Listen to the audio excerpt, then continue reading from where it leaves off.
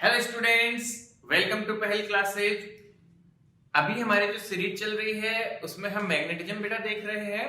तो previous video lectures में मैंने आपको सिखाया करंट कैरिंग वायर की वजह से कैसे मैग्नेटिक फील्ड निकालोगे बायोट सावर्ट लॉ की एप्लीकेशन से, और एक रिंग की वजह से उसके सेंटर पे या किसी आर्क की वजह से सेंटर पे कैसे निकालेंगे, और उससे रिलेटेड कुछ न्यूमेरिकल्स भी देखे हमने। तो बेटा आपने प्रीवियस वीडियो अभी नहीं देखा है तो वो एक बार जरूर देख ले, और यदि आपको वो कॉन्सेप्ट आता है तो आप डायरेक्ट भी यहाँ पहुंच सकते हैं। उसके बाद आज के टॉपिक में हम देखने वाले हैं magnetic field on the axis of a ring. मतलब एक रिंग रखा हुआ है यहाँ पे, उसके एक्सिस पे, एक्सिस मतलब यहाँ पे हमें मैग्नेटिक फील्ड बताना है। तो सबसे इंपॉर्टेंट टॉपिक है, ध्यान देंगे तो। और इसका डेरिवेशन थोड़ा टफ पड़ता है क्योंकि 3D विजुअलाइजेशन है। तो आज की क्लास में हम इसको विजुअलाइज करने की भी कोशिश करेंगे और इसको बहुत अच्छे से समझेंगे, ठीक है, ताकि हमें कोई भी किसी तरह की प्रॉब्लम ना हो इसके डेरिवेशन में। और फिर कुछ न्यूमेरिकल्स भी हम करेंगे। ओके बेटा, चलिए। तो आप देख सकते हैं यहाँ एक रिंग है, ये इस तरह रखी हुई है बेटा। इसका यदि टॉप व्यू में बनाऊं तो आप ऐसा कुछ समझ सकते हो कि ये रिंग ऐसे कुछ है, ठीक है, और इसके परपेंडिकुलर किसी डिस्टेंस पे यहाँ x डिस्टेंस पे मुझे क्या बताना है, देखो बेटा यहाँ पे x डिस्टेंस पे, यहाँ से कुछ डिस्टेंस पे मुझे मैग्नेटिक फील्ड की कैलकुलेशंस करनी है। तो इसको हम डायग्राम बोर्ड पे वैसे तो दिखा नहीं सकते, तो ऐसे रिंग बनाई है। अब इसमें करंट देखो ऐसे फ्लो कर रहा है, यहाँ पे एक रिंग है, अज्यूम देयर यहाँ पे रिंग है और करंट ऐसे फ्लो कर रहा है, उसमें से ऊपर से नीचे आ रहा है, ठीक है। मतलब मेरी तरफ से देख रहा हूं तो एंटी क्लॉकवाइज हो गया। फॉर इंफॉर्मेशन मोर, यहाँ देखो एक मैंने एक ये टेप का पैकेट जो बोलते हैं अपन, इसे टेप का रोल मुझे मिल गया है, इसको आप ये रिंग कंसीडर करो, ठीक है बेटा। तो समझो हो क्या रहा है, आपका करंट ऐसे फ्लो कर रहा है, ऐसे फ्लो करते हुए करंट इसमें जा रहा है। आपको क्या करना है, इसके सेंटर से, देखिए बेटा आप यहाँ पे पेन, इसके सेंटर से x डिस्टेंस से, डिस्टेंस हो गई, तो आपको इसके सेंटर से x डिस्टेंस पे मैग्नेटिक फील्ड बताना है इसकी वजह से। तो ये आपका सर्कुलर रिंग मानो, और इससे सेंटर से x डिस्टेंस पे मैग्नेटिक फील्ड कैलकुलेशन अपने को करनी है। तो बहुत अच्छी बात समझ आती है बेटा, छोटी सी बात। अब क्वेश्चन आता है, सर एक्सिस पे मैग्नेटिक फील्ड निकालना है, तो मैग्नेटिक फील्ड निकालने का तरीका तो किसने बताया हमें, बायोट सावर्ट ने। तो बायोट सावर्ट ने क्या बोला, आप सबको पता है बेटा, कि कोई स्मॉल एलिमेंट dl है, dx या dl स्मॉल एलिमेंट है, तो उसकी वजह से r डिस्टेंस पे मैग्नेटिक फील्ड का फॉर्मूला देखेंगे dB, कि छोटा मैग्नेटिक फील्ड निकाल लो, that is equal to mu naught upon 4 pi I dl sin theta by r square. ये तो नॉर्मल, और वेक्टर फॉर्म क्या होती है, I dl cross r upon r cube बेटा। तो ये भी ध्यान रखना, वेक्टर फॉर्म में लिखे तो ये तो मैग्नीट्यूड समझो, और dB वेक्टर लिखूंगा तो mu naught upon 4 pi I dl cross r upon r cube. So this is the way. अब ध्यान से देखो तो यहां भी डायरेक्शन वगैरह की जरूरत पड़ेगी, और हमने आपको सिखाया है कि डायरेक्शन करके देखो, यदि सारे एलिमेंट्स की वजह से सेम डायरेक्शन है तो फिर कंपोनेंट लेने की जरूरत नहीं होती, और सारे एलिमेंट्स की वजह से डिफरेंट डायरेक्शन है तो आपको कंपोनेंट लेना पड़ेगा, कंपोनेंट्स में तोड़ना पड़ेगा बेटा। तो वही बात यहाँ पे देखते हैं, हमने क्या किया, मान लो यहाँ पे एक डीएल एलिमेंट कंसिडर कर लिया, ठीक है, करंट ऐसे घूमते हुए जा रहा था तो ऐसे डीएल एलिमेंट कंसिडर कर लिया हमने। यहाँ आ रही है बात समझ में, डीएल एलिमेंट। तो यहाँ पे करंट मतलब अंदर जा रहा होगा, थोड़ा पहले फील करते इसको, देखो बेटा ये लूप है, ये करंट ऐसे जा रहा है, तो इस जगह पे देखूं तो करंट अंदर जा रहा है, ऐसे ऐसे करंट अंदर जा रहा है, तो डीएल एलिमेंट भी ऐसे अंदर जाते हुए करंट के लिए होगा। तो यहाँ पे जो डीएल एलिमेंट मैंने कंसीडर किया उसके लिए डायरेक्शन जो होगी वो इस तरह से कुछ होगी, ठीक है बेटा। तो यहाँ पे इस तरह से टेंजेंशियली अंदर की तरफ जाता हुआ, तो थोड़ा सा डिफिकल्ट होता है इसको ड्रॉ वगैरह करना बेटा। तो ये डीएल की है, इस तरह से डायरेक्शन होगी, अंदर की तरफ डीएल वेक्टर है। यहां से इस पॉइंट पे निकालना है पी पे, तो ये डिस्टेंस ले लो, ये देखो ये आपकी आर डिस्टेंस मान लो। इसी तरह हम क्या करते हैं बेटा कि यहाँ पे भी एक अपोजिट एलिमेंट लेते हैं, तो ध्यान से देखना, इधर तो ऊपर, इधर नीचे, इधर जाता हुआ, तो इधर जाता हुआ वेक्टर बाहर निकलता हुआ, तो बाहर निकलता हुआ हम कैसे ले सकते हैं, यहाँ पे इस तरह से ले सकते हैं बाहर निकलता हुआ, ठीक है। और यहां से भी आर डिस्टेंस यही हो गई, आर डिस्टेंस, दोनों एक दूसरे के अपोजिट डीएल एलिमेंट ले लिए हमने, ठीक है। ये भी डीएल एलिमेंट मान लो, ठीक है, यहाँ पे बेटा, तो ये डीएल एलिमेंट हो गया, ये डीएल एलिमेंट हो गया। अब अपोजिट दो एलिमेंट्स लिए हमने। क्यों, अभी समझ आएगा आपको। क्योंकि बेटा देखो हर एलिमेंट की वजह से मैग्नेटिक फील्ड का डायरेक्शन डिफरेंट है।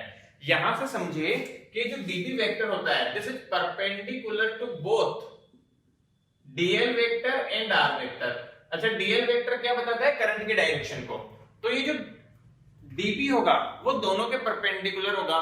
तो यहां डायरेक्शन निकालना बहुत पेचीदा काम है बेटा, समझो। dl अंदर जा रहा था, dl क्रॉस r, ध्यान से देखना, dl क्रॉस r, समझ रहे हो क्या?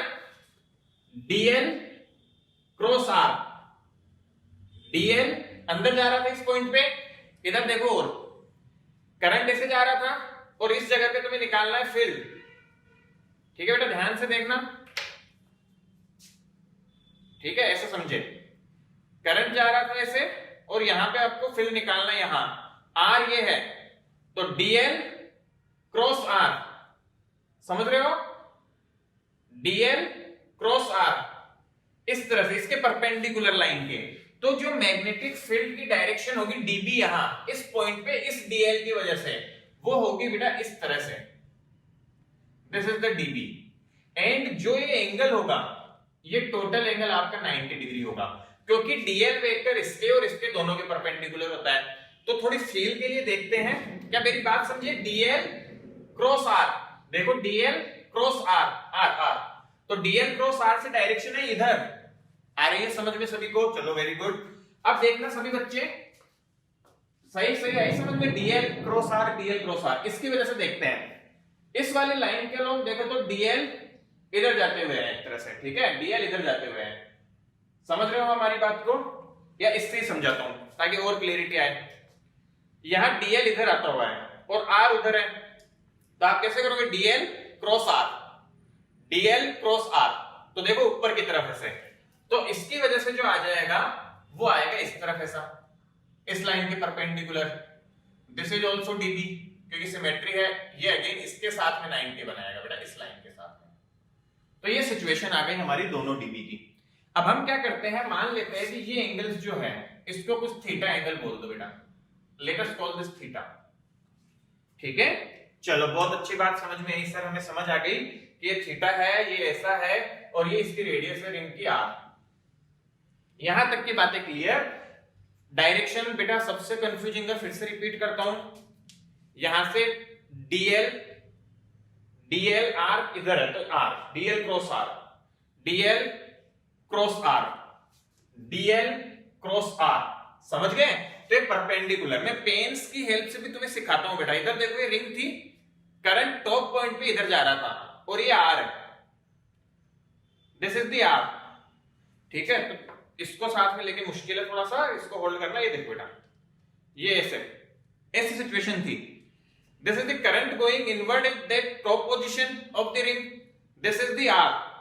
तो करंट जो होगा वो इन दोनों के परपेंडिकुलर होगा, magnetic field, so this is dB green. क्या सबको समझ रहा है? यहां पे ध्यान से देखिए, this is I direction, this is R direction, and this is the dB direction. तो इन दोनों के देखो परपेंडिकुलर है dB। Similarly lower most point के लिए भी। तो मेरे ख्याल से बेटो आप सबको ये समझ आ गया होगा कि कैसे सर हम इसको डायरेक्शंस को मार्क करेंगे। यदि ये समझ आया तो आगे करना आसान है। अगेन यदि आपको डाउट लगे तो I will explain it again, मुझे कमेंट सेक्शन में बताना बच्चों कि कैसे डायरेक्शंस आ रही है। थोड़ा सा अजीब है but it can be solved, okay. चलो आई होप ये क्लियर हो गया। अब हमें तो क्या बताया बायर सावर्ट ने कि dB कैसे लिखोगे, तो हम मैग्नीट्यूड ऑफ dB लिख लेते हैं, डायरेक्शन पता चली गई है। तो dB लिखो बेटा, देखो यहाँ पे, तो आप सभी ध्यान से समझे। dB में लिख सकता हूं μ0/4π। अच्छा एक और बात सबसे इंपॉर्टेंट बच्चों, ये एंगल कितना है DL और इसके बीच का, तो ये भी बेटा 90 है। कैसे समझे? DL अंदर और R इस तरह है, DL प्लेन के अंदर जा रहा है, R इस तरह से है, तो इन दोनों के बीच का एंगल कितना हो गया 90। This is the important part, this angle is 90 बेटा। ध्यान से देखें, करंट ऐसे ऐसे ऐसे चक्कर लगा रहा है, टून टून टून, तो ये टून जो है वो यहाँ पे इधर जा रहा है करंट, और ये ऐसे R, तो डेफिनेटली इनके बीच का एंगल कितना है 90 डिग्री। बेटा डायग्राम थोड़ा कॉम्प्लेक्स होता है, इसलिए मैं आपको एक्सपेरिमेंटली समझाने की कोशिश कर रहा हूं कि कैसे डील करना है, ठीक है। सो देखो म्यू नॉट की वैल्यू आ गई डीबी की, mu naught upon 4 pi I dl sine 90 upon ये R square. This is the value of the dB. बेटा हमें एक्स गिवन और कैपिटल आर गिवन है। आर हमने हमारी मर्जी से लिया क्योंकि हमें बायोट सावर्ट लॉ लगाना था। अब देखो एलिमेंट चेंज करने से क्या डायरेक्शन चेंज हो रही है? हाँ हो रही है सर। और मैंने आपको पहले ही दिन सिखाया था जब जब एलिमेंट चेंज करने से डायरेक्शन चेंज हो तो आपको कंपोनेंट्स में तोड़ के इंटीग्रेशन करना है। तो आप डीबी का डायरेक्ट इंटीग्रेट नहीं कर सकते क्योंकि डायरेक्शन बदल रहा है, तो कंपोनेंट करने पड़ेंगे। तो आ जाइए इस डायग्राम को थोड़ा बाहर बनाते हैं, देखना ध्यान से, ठीक है। इसको मैं बाहर ले रहा हूं इस सिचुएशन को। ये पॉइंट P है, इस पॉइंट P की कुछ ऐसी सिचुएशन है, ध्यान से देखिए कि ये एंगल थीटा है, एक वेक्टर इधर से जा रहा है और एक वेक्टर इधर से जा रहा है। इसका इस लाइन के साथ 90 बन रहा है और इसका इस लाइन के साथ 90 बन रहा है। अब हमें तो एंगल्स निकालने हैं बहुत सारे, दो परपेंडिकुलर कंपोनेंट्स लेने हैं हमें इसके, एक तो इस तरफ और एक इस तरफ। ओके बच्चों ध्यान से देखिए सभी बच्चे, इफ दिस इज थीटा तो ये जो एंगल हो जाएगा, ये जो ब्लैक से मैं ड्रॉ कर रहा हूं, this angle will be 90 minus theta. क्यों भाई ऐसे कैसे बोल पा रहे हैं हम? ध्यान से देखना बेटा, ये एंगल जो है, अच्छा सॉरी अच्छे से समझे, यहां से इसका 90 डिग्री है, ये जो है 90 यहां से है, ठीक है। तो ये जो एंगल आ रहा है, प्लीज फोकस, ये जो एंगल आ जाएगा टोटल 90 है, तो क्या ये एंगल हो जाएगा 90 माइनस 2 थीटा। ध्यान से देखना, this total angle is 90 degree. Okay quickly, so this angle, if this is the 90 degree angle and you know that this is theta, this is theta, so this will be equal to 90 minus 2 theta। ठीक है कि नहीं? बहुत बढ़िया बात sir. अब देखो आपको ये पता चल गया 90 माइनस 2 थीटा है, ये थीटा है। तो एक दूसरा डायग्राम बनाता हूं ताकि आप थोड़ा और अच्छे से समझ पाए बच्चों, इसे ध्यान से देखेंगे सभी बच्चे। इसको एक और डायग्राम में ट्रांसलेट कर रहे हैं, यहाँ पे इस ऊपर वाले को ले रहा हूं, नीचे वाले का भी सिमिलर होगा बेटा। तो आपको पता चल गया कि ये डायग्राम था, यहाँ पे ये लाइन है और ये जो लाइन आई, ये जो डीबी वेक्टर है, ठीक है, इसका यहां से देखना बेटा, ये एंगल थीटा था, ये एंगल था 90 minus theta 2 theta, 90 minus 2 theta. तो ये टोटल एंगल कितना हो गया? ये टोटल एंगल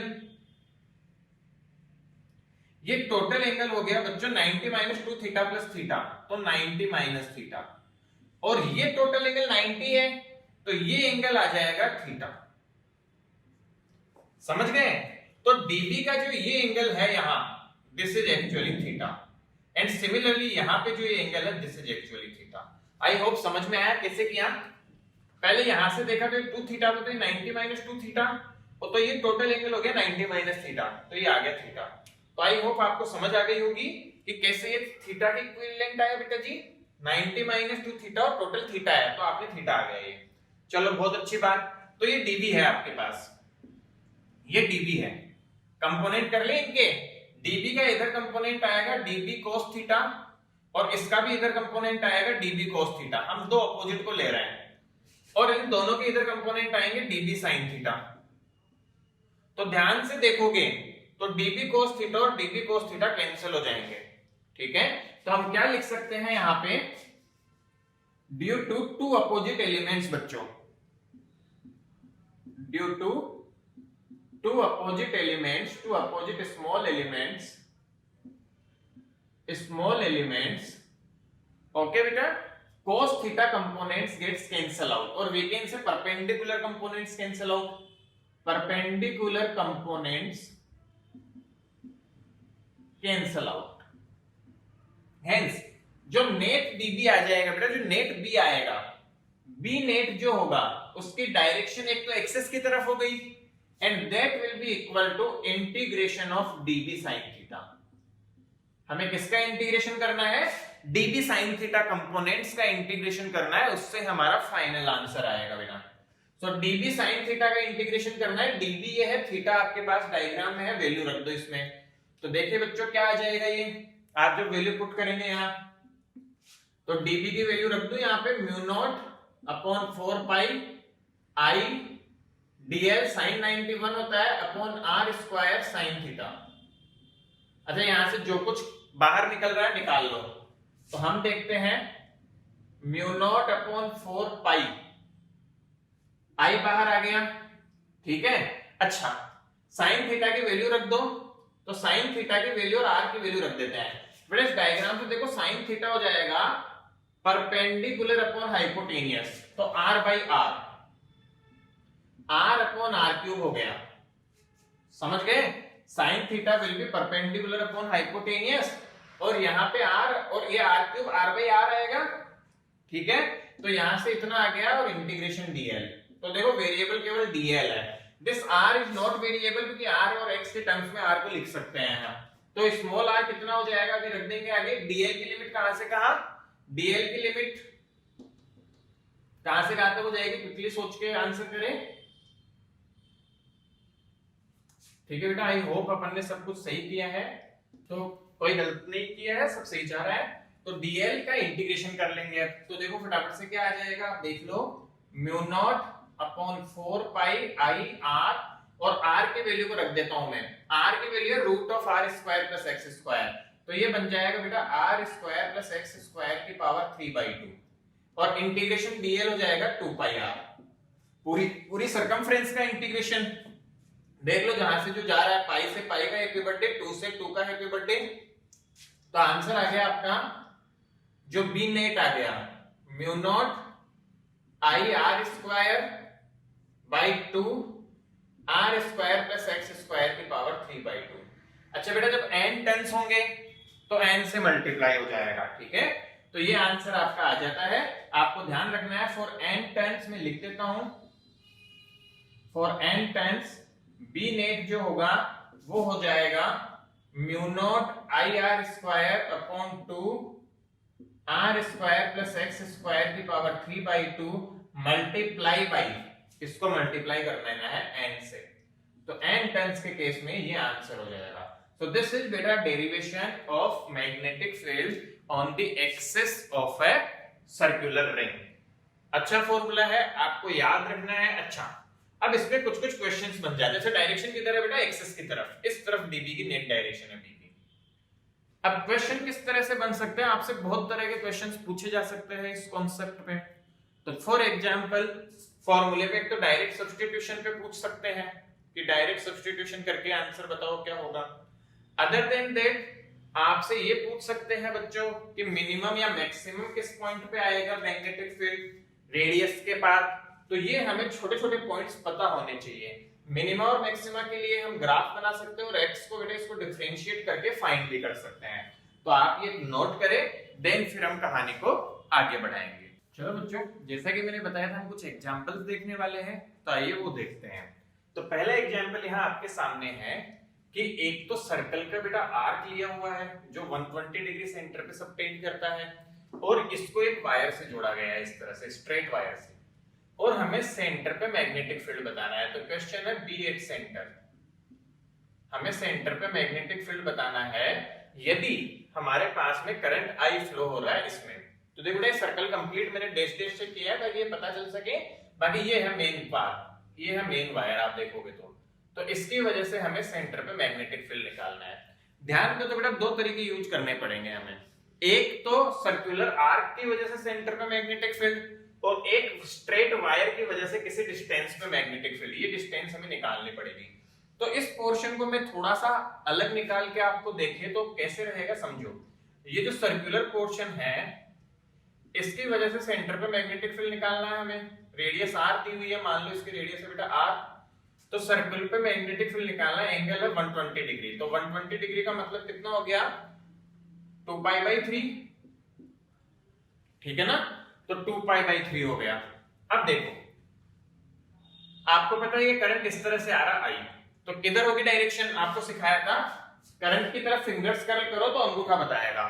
तो बेटा इसकी वायर की वजह से, तो हम बोल रहे हैं इसकी वजह से V1 है यहां, ठीक है, तो V1 जो है उसकी डायरेक्शन है डॉट, बाहर की तरफ है, V1 की डायरेक्शन की तरफ बाहर की तरफ, इतना समझ में आया? तो आई कैन राइट B1, ध्यान से देखना, B1 में लिख सकता हूं B1 इज इक्वल टू, बाहर की तरफ को आप के कैप ले लो, तो we can write mu naught, आपको फॉर्मूला याद होना चाहिए, क्या था फॉर्मूला आर की वजह से, mu naught upon 4 pi I by R into theta. तो mu naught upon 4 pi I by R into theta, theta is 2 pi by 3, और इसको मैं बोल देता हूं बेटा के कैप। ठीक है, तो देखो 2 पाई, पाई से पाई गया, 2 से 2 गया, तो वैल्यू आ रही है म्यू नॉट, नीचे लिख लेते हैं बेटा ताकि उधर दूसरा पार्ट कर पाए, म्यू नॉट बाई 6, 2 और 3 कितना हो जाएगा 6, mu naught I by 6 R k cap. ये आ गया B1। अब B2 निकाल ले, इस वायर की वजह से, तो देखो वायर दिया हुआ है हमें, वायर से ध्यान से देखोगे तो बेटा वायर की डिस्टेंस जो है वो तो निकाल ही लेंगे, कितनी है, सॉरी आप थोड़ा ढंग से बनाएंगे तो इसके सेंटर पार्ट पे है, तो ऐसे कुछ सिचुएशन है बेटा, दोनों तरफ एंगल है 60 डिग्री, क्योंकि सेंटर पे निकालना है, वायर में करंट इस तरह से जा रहा है आई। अच्छा, ये डिस्टेंस चाहिए हमें, तो ये डिस्टेंस कितनी हो जाएगी, ध्यान से देखोगे तो क्या ये r है, ये 60 है, तो r cos 60, तो ये डिस्टेंस हो गई r cos 60, जिसे कि r/2 बोल सकते हो। अच्छा, वायर की वजह से मैग्नेटिक फील्ड की डायरेक्शन अंदर जाती हुई, अंदर जाती हुई, तो जो B2 है वो है क्रॉस, तो B2 जो आ जाएगा, फॉर्मूला हम यूज कर लेंगे बेटा, वो आ जाएगा mu naught upon 4 pi, again I by D, D is r/2, sine theta 1 plus sine theta 2, तो sine 60 plus sine 60, root 3/2 plus root 3/2, तो रूट 3 आएगा, तो सॉल्व कर लो, ये वैल्यू आ जाएगी रूट 3 म्यू नॉट आई अपॉन 2 भी, इस 2 से 2 कट गया, अपॉन 2 पाई आर, तो ये वैल्यू आ गई, और ये अंदर की तरफ है तो माइनस के कैप लिख लो, तो बी नेट क्या आ जाएगा, बी नेट आ जाएगा B1 प्लस B2, कर लो, डायरेक्शन के साथ लेना है, तो ये B1 माइनस B2 समझ लो, दोनों आगे जा रहे हैं बेटा, तो देखो सीधा आंसर आ गया mu naught I by 6R minus root 3 mu naught I by 2 pi R, this is k. So this is the final answer of this question. Okay? तो इस तरह आपको क्वेश्चन सॉल्व करने रहेंगे, डायरेक्शंस वगैरह निकालना समझ के, इसके वजह से बाहर, इसके वजह से अंदर, और हमने आंसर्स बेटा लिख लिए इसके। ठीक है, सो आई होप समझ आया होगा। नेक्स्ट पार्ट देखो, द इंपॉर्टेंट वन क्वेश्चन, काफी इंपॉर्टेंट सवाल है, आपने करंट इलेक्ट्रिसिटी पढ़ी थी तो ये आ जाएगा समझ में बेटा। यहां से करंट इस पे आई पहुंचा, देखो यहां पे यदि सिमिलर वायर है, स्क्वायर साइड ए का सेम वायर से बना है, यदि इसका रेजिस्टेंस में बोल दो R है, तो इसका रेजिस्टेंस भी R, इसका भी R और इसका भी R हो जाएगा बेटा, लेंथ सेम है, तो ऊपर 3R रेजिस्टेंस और नीचे R, तो करंट टूटेगा।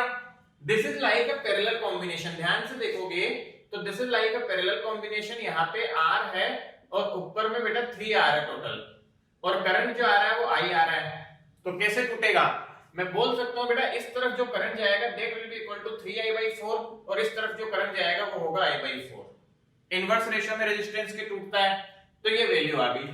बस अब क्या करना है, कुछ नहीं, आसान हो गया काम। इस ब्रांच में करंट जाएगा 3I/4, और इन तीनों ब्रांच में करंट जाएगा I/4। एक से देखो यहाँ पे, इसको ज्वाइन कर दो, आप ये सब दूसरे डायग्राम में करना है ना, क्वेश्चन का डायग्राम मत बिगाड़ना। तो ये एंगल 45, ये भी 45, और ये जो डिस्टेंस आ जाएगी ये A/2, ठीक है। तो इसकी वजह से देखूंगा तो जो करंट की डायरेक्ट बाहर की तरफ आएगा फील्ड, इसकी वजह से मैं नाम दे देता हूं ABCD, तो AD की वजह से जो मैग्नेटिक फील्ड आएगा B ड्यू टू AD, देखो वो मैं लिख रहा हूं, AD लेंथ की वजह से वो हो जाएगा म्यू नॉट अपॉन 4 पाई I/R, R कितनी है A/2, ठीक है, और I कितनी है इसमें 3I/4, तो मैं वो भी लिख देता हूं 3I/4, mu naught I/R sin θ1 plus sin θ2, तो sin 45 प्लस sin 45, और ये वैल्यू आएगी कैसे, बाहर डॉट बेटा, तो ये आएगा डॉट, तो ये पहला आ गया। अब इसी तरह देखो मैं इनकी वजह से लिखूंगा ना, इसकी वजह से भी अंदर की तरफ आएगा। सिमिलरली इसकी वजह से देख लो, सॉरी बेटा, इसकी वजह से देखोगे तो भी अंदर की तरफ आएगा, और इसकी वजह से करंट जो आ रहा है ऐसे, इसकी वजह से देखोगे तो भी अंदर की तरफ आएगा। ठीक है, करंट की तरफ हैंड किया बेटा, और इससे देखो आपने करंट की तरफ क्या किया, हैंड, और ऐसे आर, तो अंदर। तो इन तीनों की वजह से अंदर आएगा। क्या मैं डायरेक्टली लिख सकता हूं B due to AB is equal to B due to BC symmetry है, is equal to B due to CD। ठीक है, और इनकी वैल्यू हो जाएगी तीनों की mu naught upon 4 pi I by 4 divide by A by 2 sine 45 plus sine 45, और ये आएगा बेटा क्रॉस तीनों का। तो नेट जो मैग्नेटिक फील्ड होगा बी नेट होगा B due to AB plus B due to BC plus B due to CD plus B due to AD। ध्यान से देखो ये तीनों सेम है, तो I can write 3 times this. तो ध्यान से देखोगे बेटा, तो 3 times of this factor that is, और ये क्रॉस है बेटा, तो 3 टाइम्स इसको कर लूंगा तो देखो क्या आ जाएगा 3 mu naught I by 4 upon 4 pi A by 2, और sine 45 plus sine 45 1 by root 2 plus 1 by root 2, तो रूट 2, बट ये है डॉट प्लस। ध्यान से देखो इसको लिख सकता हूं 3 को बाहर ले लूं तो 3 mu naught I by 4 upon 4 pi A by 2 root 2, and this is cross. दोनों ने एक दूसरे को मार दिया, और बी नेट का आंसर है 0। सो इस तरह के क्वेश्चंस आपको कई मिलेंगे। सिमिलर क्वेश्चन में सर्कल के लिए पूछ सकता था या किसी और शेप के लिए। ऐसा क्वेश्चन जब भी आएगा आप ध्यान रखो, यदि करंट डिस्ट्रीब्यूट होता है तो सेंटर पे मैक्सिमम टाइम आपका मैग्नेटिक फील्ड इंटेंसिटी 0 आ जाती है। तो ऐसे क्वेश्चंस आपको ध्यान रखने हैं। आई होप समझ आया होगा कैसे किया, मैंने पूरा करके बताया। आप रिजल्ट याद रख सकते हैं कि क्लोज लूप है और करंट डिवीजन हो रहा है, तो सेंटर पे मैग्नेटिक फील्ड 0 आता है। तो इस तरह से हमने अच्छे क्वेश्चंस कर लिए आपके वायर्स और इससे मैग्नेटिक फील्ड से रिलेटेड। अब नेक्स्ट लेक्चर में हम देखेंगे सोलेनोइड की वजह से मैग्नेटिक फील्ड, और फिर एम्पियर सर्किटल लॉ देख लेंगे, और फिर फोर्स वगैरह शुरू करेंगे। तो आपको कैसा लगा आप कमेंट सेक्शन में जरूर बताएं। थैंक्स।